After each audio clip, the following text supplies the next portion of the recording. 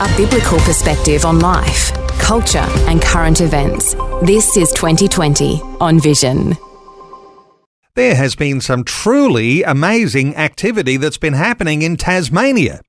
To draw attention to today, and a new report into the social impact of churches and faith communities on Tasmanians shows a quantifiable figure. Churches in Tasmania contribute value worth more than $70 million to their state. Well, the organisation called NAYBA, N-A-Y-B-A, has been conducting Faith in Action social impact audits, and they've just finished one on the state of Tasmania. Nick Mackay is National Director of NAYBA in Australia, back with us. Hey, Nick, welcome back to 2020. Thanks so much. Lovely to be with you. Nick, you've just returned to your hometown in Melbourne from Hobart, where you were there for the launch of this new report. No doubt that'll be greeted with a lot of glee by some churches who are very interested in the outcome. Absolutely. Well, look, as you said, Neil, there's the results of the NAYBA impact audit for Tasmania are really very, very encouraging. Over $70 million in social impact value being provided to the state of Tasmania over the last 12 months alone, and nearly 4 in every 10 Tasmanians who have been loved and served in some way by churches and faith groups. And it's just really, as you said, a great source of encouragement and a reason for celebration, I think, for people of faith in Tassie, and the work that they're doing is meaningful and is having an impact and is making a real difference in people's lives, as well as an opportunity to think about what more we can do from here and what the possibilities might be as we seek to discern just where God is leading and what's possible for the future. And that's what we've been doing down in Tassie, is not only presenting the results but also having those conversations about where do we go next and what more might God have in store. Nick, you've done some of these audits in some cities and some regional areas. Is this the first time you've done a statewide audit like this?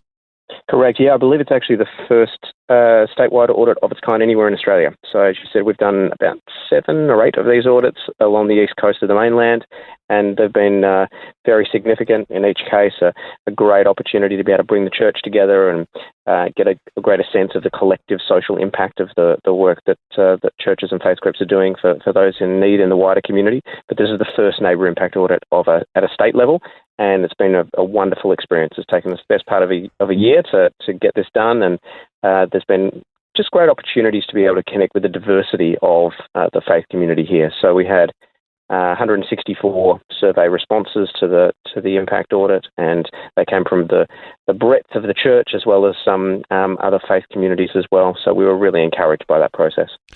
So you call it a collective social impact of the church communities in Tasmania. How do you arrive at a $70 million figure? That's a great question. So we measure primarily the hours that have been dedicated to those in need in the community by churches and by faith-based organisations. So included in this audit were not just local churches, but also faith-based agencies and ministries and other faith organisations.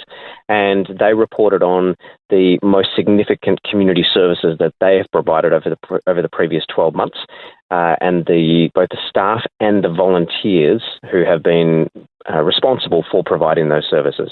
We then have quantified the number of hours, both paid and voluntary, and multiplied those by the minimum wage for the period. So that was basically the financial year 2023.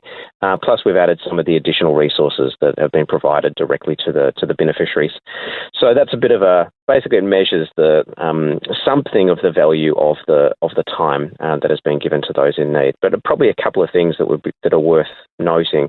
The first is that the figure of over $70 million is an intentionally conservative figure, and it is very conservative.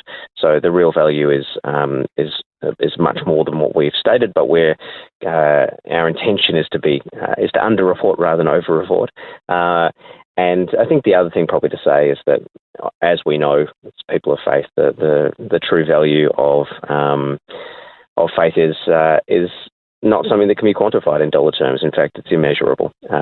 But that's part of this process, I think, is part of trying to understand, to the extent that we can, what's the nature and the extent of the good work that's going on in the community, and how can there be even more of it, so that we find ways to be able to share the life and the love of Jesus with people who need it. And of course you have churches and charities and all sorts of other not-for-profit organisations that have interactions with the community. You call these interactions beneficiary interactions. It's like the connections with the real people on the ground in Tasmania. How does all that look, Nick? It's incredibly impressive. So yes, what the NAYBA Impact Audit report, the final report, manages to do is to tell us not just how many unique beneficiaries, so that's well over 200,000 individual people who have been helped in some way by churches and faith groups, and that's equivalent to almost 40% of the population of the state.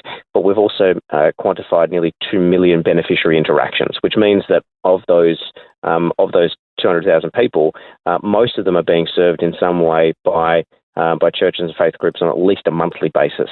So this isn't these services, and we'd know these well for anyone who's part of a local church and might volunteer in providing various services to the community, whether it's providing meals for those who need it, or helping to create programs that help to build community and reduce isolation.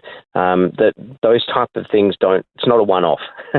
For the most part, this is a gift to the community and a service for those in need that is being provided on a regular and an ongoing basis. And so the beneficiary interactions are an attempt to show that it's not just a kind of we'll touch somebody's life and then move on. But in many cases, the work of people of faith is walking alongside those in need for as long as it takes. And that is, in some ways, one of the greatest gifts, and I think one of the unique and critical role that the faith community can play in building a Tasmania that is in which all people can flourish. And it sounds to me like it's so useful to be able to put a dollar figure on the work that churches and charities do. But that's not been the only outcome. You've also been able to identify some of the top social issues that are being addressed in Tasmania. What do you see as those top issues that you might have gleaned out of the type of audit and survey results that you've done? Yeah, so the top three social issues that we found were being addressed through this NAYBA Impact Audit in Tasmania are mental health, social isolation and loneliness, and financial and food insecurity. And none of them were overly surprising in many ways. We know that the cost of living crisis is something that has hit everybody, and that includes those in Tasmania. And so the issue of financial and food insecurity is very real for many, many families, and that heart-wrenching decision about whether to pay your rent and keep the lights on or put a meal on the table. And then those other two issues of social isolation and mental health are in many cases interrelated, because a lack of community, a lack of connection leads to a likelihood of, or a greater likelihood of, mental ill health. So there are great concerns that these are the types of issues that ordinary people in Tasmania, and that, for that matter, around the country, are facing. But I think that there's also great opportunity in that regard for the church and for people of faith to respond, and great work that's already happening. One example that comes to mind is just outside of Launceston. There's a wonderful church there, Newstead Baptist. They're a pretty small congregation, but they have a great love for the community, and they run a number of services and activities that bring people in from the wider community who would otherwise be isolated, and give them a sense of community and a sense of connection. And the stories and feedback that we hear from people whose lives have been transformed just by the opportunity to come in and feel a sense of love and belonging. And so I think while the extent of the social issues in Tasmania and elsewhere for that matter are pretty extensive and complex, sometimes the solutions don't have to be. Sometimes it's just about us doing what we can to be a good neighbour and a good friend for people in need. Nick, remind us of the benefits that there are in having a social impact audit, because obviously to people who are within churches, yes, they'll be impressed to know that there is a collective effort. But this idea of identifying a dollar figure on social impact, give us an idea how that works when it comes to dealing with some of these social issues that are in the community. I think that there's a number of benefits that come from quantifying the extent of the work that churches and faith groups do in the community, and indeed that is the motivation behind the NAYBA impact audit. The main ones from my perspective, Neil, I think number one is that it's a source of encouragement. It's sometimes as Christians and people of faith, we can feel like our efforts don't necessarily matter, and particularly if they're not being seen, and we shouldn't be doing it for recognition by any means. In fact, it should flow out of a heart that loves others because we have first been loved by God. But at the same time, it is, I think, important that we are encouraging and celebrate the value of the work that people of faith are doing to help those in need in the wider community, and being able to quantify it in dollar terms helps to do that. So that's one of the benefits. I think the other is that it helps to show us where there are areas of opportunity, perhaps some gaps, social issues not being addressed, or services that aren't being delivered, or areas where we're perhaps duplicating our efforts. And in fact, what's needed is a greater sense of collaboration and unity across the body of Christ in a region that enables us to pool the strength of our efforts in order to have an even greater impact, rather than all trying to do the same thing. But probably the final one, and in some cases this can be the most powerful, is that by articulating the work that churches and faith groups do in facts and figures and in dollar terms, it opens conversations with other key stakeholders, and particularly local government and state government, other civic leaders, about why the church actually matters. It helps to show that the church is strong, that we are doing really remarkable work, and we should be, to love and serve the community. But equally, it opens a conversation about what it might look like for there to be greater collaboration between the faith community and government and the corporate sector and civil society, because I think at the end of the day, we all want to see our communities flourish. We all want to be part of living in neighbourhoods where people enjoy a sense of peace and prosperity, as the Bible calls us to do, and so to be able to communicate that in a way that can enable those conversations is very powerful, and that's certainly what we've seen here in Tasmania. There's been a number of launch events that have been held in the various parts of the state, and at each one of those we had not only a range of amazing faith leaders, but also local mayors and state politicians who were very complimentary, and in some cases very surprised, I think, at the extent of the work that's being done, and very open to conversations about what more could be done collectively in order to see transformed cities and neighbourhoods that actually see people flourishing and living the sort of lives that I believe God wants them to live. Well, there's some regional areas, and I know you did one of these in the Illawarra just recently, but this time the whole state of Tasmania. If you're listening right around Australia right now, how do you get one of these special social impact audits in your city, town or region? People just connecting with you?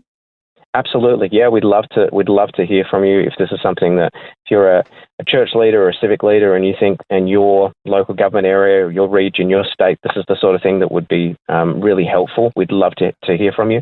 Our vision over the next 3 years is to be able to do even more of these NAYBA impact audits across the country in order to ultimately produce a national report on the value of faith to the Australian community. So that's the direction that we're hoping to head in over the next few years. So if it's of interest, please reach out. You can contact us through social media at NAYBA Australia, NAYBA Australia, or you can get to us via our website, which is NAYBA, NAYBA.org/AU. And just reach out. We'd love to hear from you and have a conversation about what it might look like for us to help the churches and faith groups in your area to have an even greater impact on your community. Well, it's a great aspiration to look forward to a national social impact audit. The Faith in Action Social Impact Audits from NAYBA, NAYBA, just launched the report in Hobart, and no doubt for those listening in Tasmania to get your hands on the report, connect with Nick at NAYBA, NAYBA.org. vision.org.au. Nick Mackay is National Director of NAYBA in Australia. Nick, thank you so much for taking some time to share these thoughts with listeners today on 2020. Oh, thanks, Neil. Always great to be with you. Thanks for taking time to listen to this audio on demand from Vision Christian Media. To find out more about us, go to vision.org.au.